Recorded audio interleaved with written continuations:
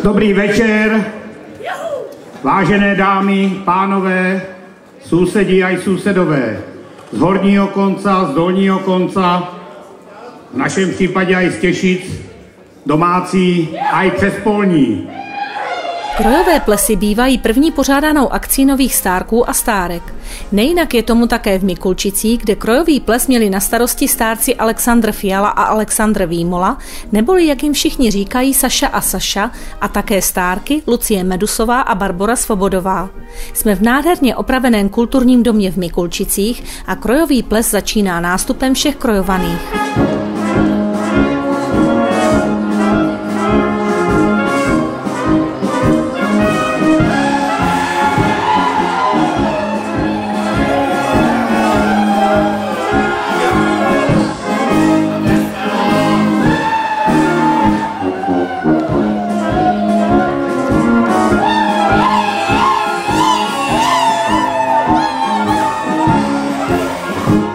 Co to pro vás znamenalo, když vás zvolili stárky a vlastně krojový ples je taková první vaše zkušenost, dá se říct, co se týká stárkování? Byl to pocit poměrně starostlivý, když to tak blbě řeknu.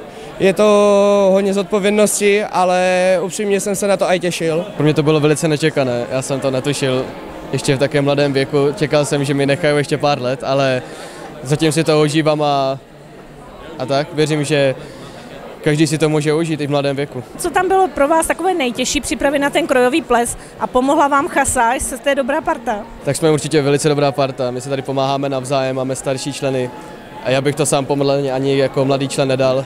Velice mi pomáhají starší členové. Nejtěžší nejspíš je tombola, taky jako 318 tombol sehnat je jako těžké. S tím nejvíc pomáhají, no. Každý přinese, co má, kde pracuje, tak každý přinese nějakou tombolu. Byli jste rozesláni do terénu, nebo jak to probíhá? Těžkou prací, seznamem a obchodit všecko, co jsme narazili, a samozřejmě díky našim tady skvělým kamarádům a krojovaným jsme byli schopni sehnat tolik cen. Pomohla vám třeba nějakým způsobem i obec? Samozřejmě obec nám darovala do hlavní výhry, ale pomáhají nám samozřejmě i finančně a celkově jako materiálně. Pomáhají nám do tomboly a i nás podporují. Hlavním bodem programu plesu byla samozřejmě Moravská beseda. 11 koleček krojovaných zaplnilo taneční parket.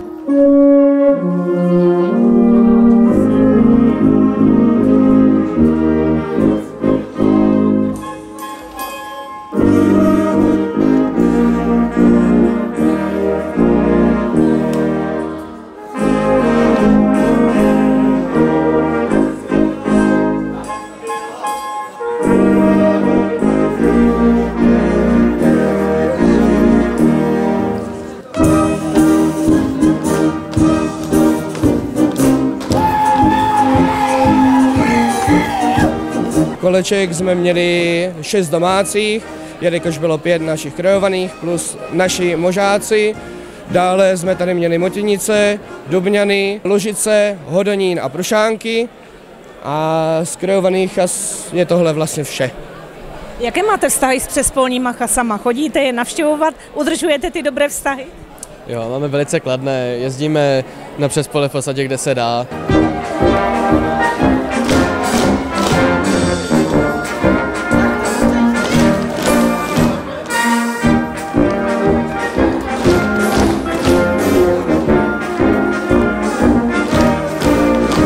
Děvčata v nádherných krojích měla pro změnu na starosti výzdobu sálu. Co to obnáší pro stárky nachystat takovýhle ples? Tak samozřejmě, že jo, spoustu práce, úsilí. Nejdůležitější je se naučit tu besedu, míváme zkoušky vždycky v pátek a v sobotu, nebo mívali jsme, a potom 3 dny před plesem chystáme většinou tady ten plac.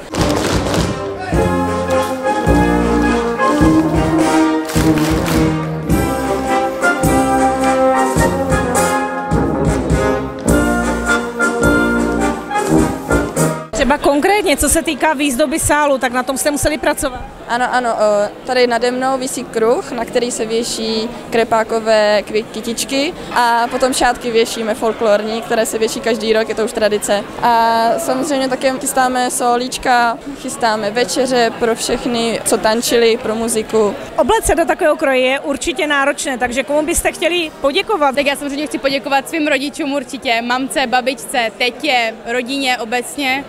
takže to asi tak všechno. Tak nějak, jak to říkal Barča, děkujeme všem babičkám, že nás oblekli, maminkám, tetám, každému, kdo se na tom podílel, je to náročné a trvá to dlouho, než se oblečím do tohoto kroje.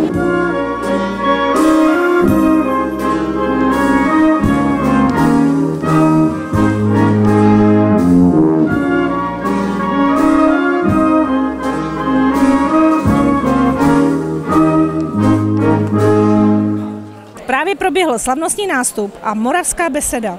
A já už mám vedle sebe pana starostu Josefa Dvořáčka. A ráda bych se zeptala, pane starosto, co bylo dneska tady vaším úkolem? Tak mojím malým úkolem bylo zahájit ples, přivítat všechny domácí, aj přespolní, všechny chase. Vy, když to dneska tady vidíte, jak jste spokojený s tím, jak to tady dneska mladí nachystali? Jsou spokojený, výzdoba krásná, chase. To je vždycky o tom, že ta místní chasa si pozve a že jí dojdu a že jsou ochotní dojít. Přestože dneska jsou ještě další 2 krojové plese v blízkém okolí. Přesto k nám došlo poměrně dost krojovaných přespolňáků, což je známka toho, že ta naše chasa je oblíbená. A funguje dobře a nejenom, toto je samozřejmě jako vrchol zimní sezóny je krojový ples.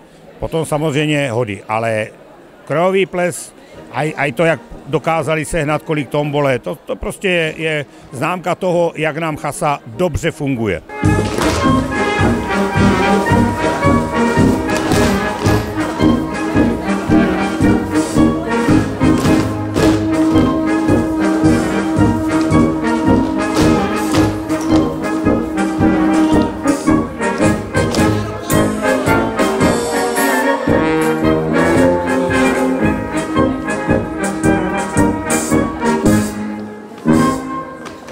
Co byste popřál chase?